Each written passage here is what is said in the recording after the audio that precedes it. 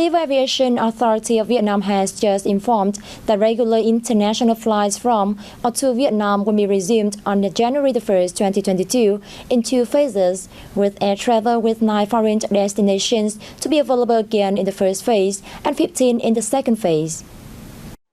Accordingly, Vietnam will restore regular international air routes with airports in a number of Asian countries, including China, Japan, the Republic of Korea, among others, and the US.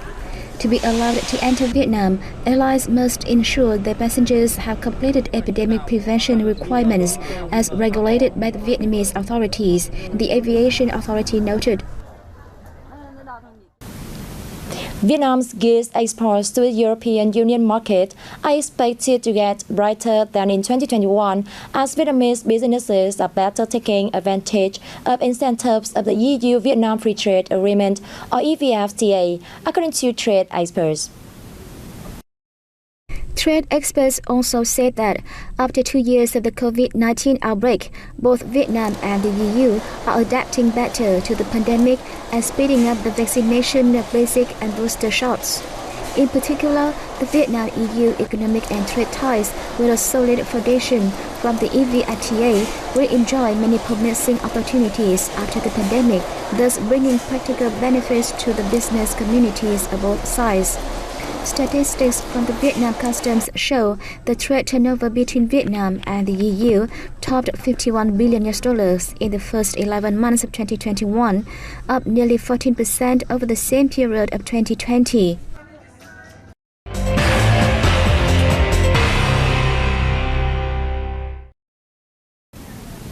Vietnam was the 5th largest supplier of aquatic products for Japan in the first 10 months of this year, data from the Japan Customs show.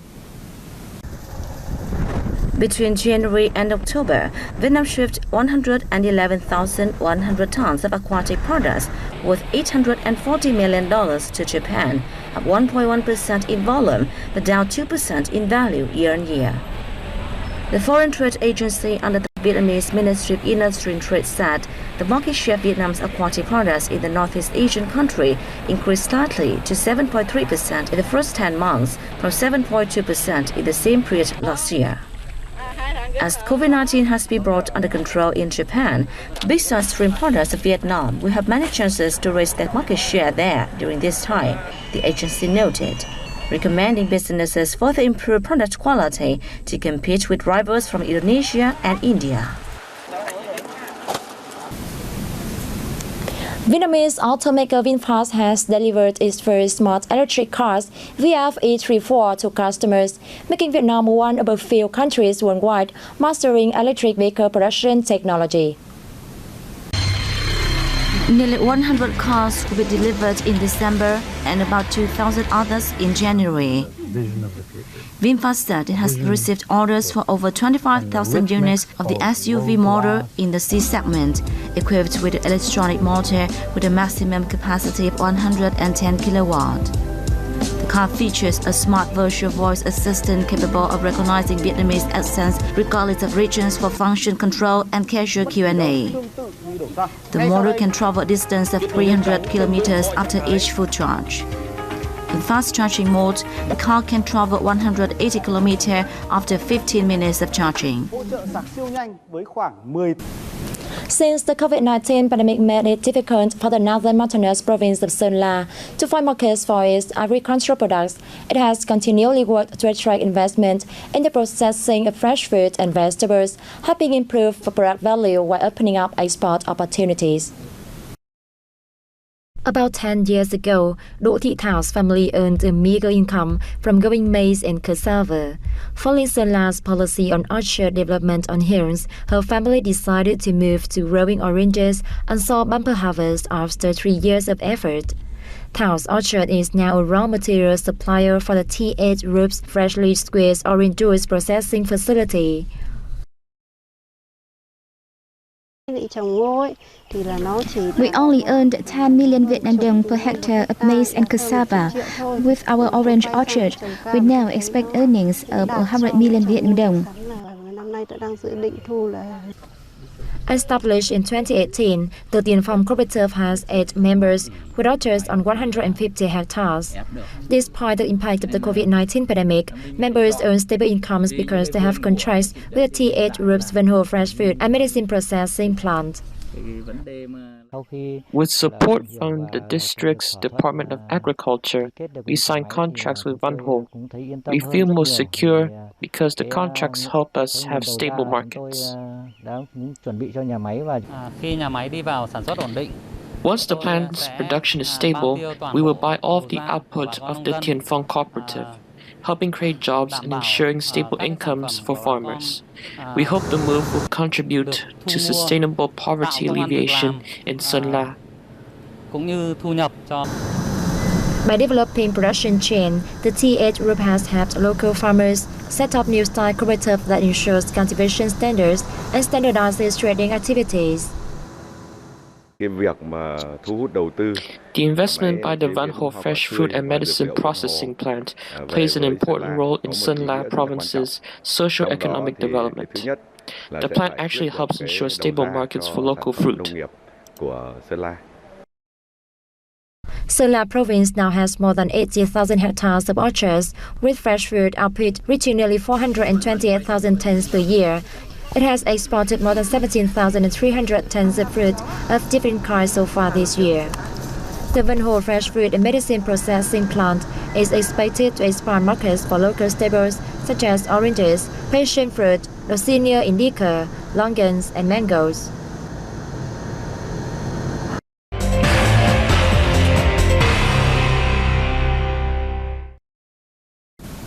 Lanterns are a family image for anyone who has traveled to Hội An ancient town in the central province of Quảng Nam.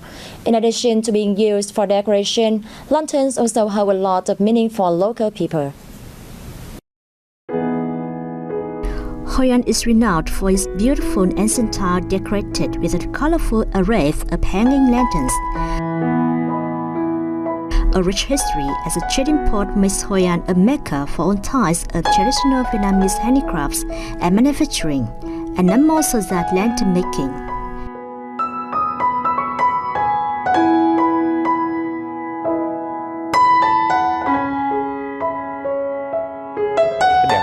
Lanterns contribute to the brand of Hội An. An old town without lanterns is not an old town. The highlight of Hội An is the full moon night with sparkling lights.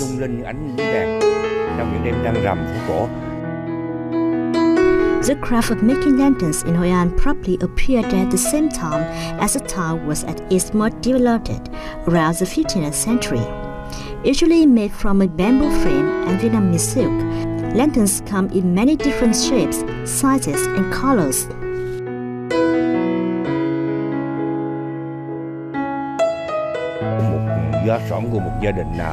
Lanterns are not just a family heirloom. It is a handicraft that grandparents left to the people of the town.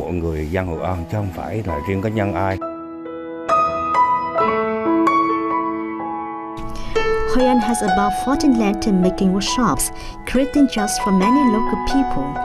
Its lanterns have also been exported to many countries around the world and become a unique souvenir for tourists. Nowadays, tourists can visit lantern makers and learn all the stages of making the unique products, which are made with talent and ingenuity of local craftsmen.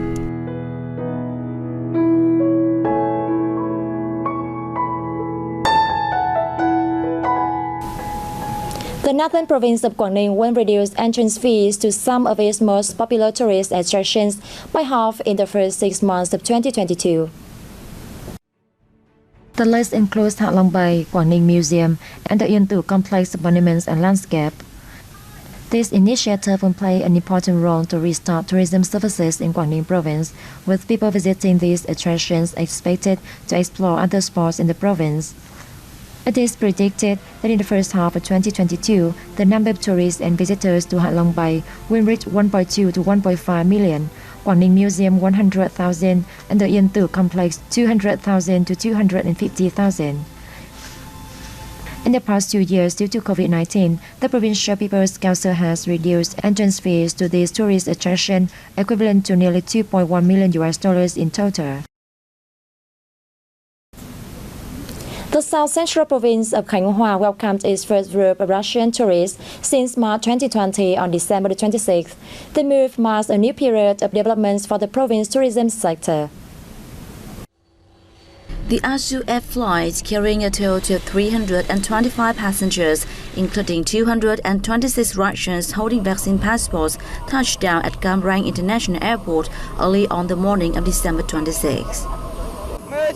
I've been waiting for a long time for this flight. This is the 6th time I've traveled to Vietnam, and I look forward to a new experience during my stay in Khánh Hòa. According to the Khánh Hòa Department of Tourism, the province is fully prepared to welcome tourists holding vaccine passports from other markets such as the Republic of Korea and China. Another group of more than 200 Russian holiday makers is set to arrive in Khánh Hòa later this month, the department said. The welcoming of Russian tourists holding vaccine passports for the first time in 2 years will act as a driving force for the province's tourism sector, helping affirm Khánh Hòa and Nha Trang Beach City in particular as safe and attractive destinations. After landing, the visitors quickly passed through immigration procedures, were checked to make sure they had installed Vietnam's COVID-19 PC COVID app, and underwent a quick medical screening before departing for the results. We are only conducting flights, bringing Russian tourists from Moscow these days. We expect to welcome tourists from other Russian localities soon. It is expected that between December 26 and March 23rd, Azul Air and Annex Vietnam, the tourism agency that organized this trip, will conduct 26 flights, bringing Russian tourists from Moscow to Khánh Hòa and Nha Trang with a frequency of 2 round-trip flights a week, each carrying 320 to 340 passengers. And that is all for this hour. Thank you for tuning in and see you next time.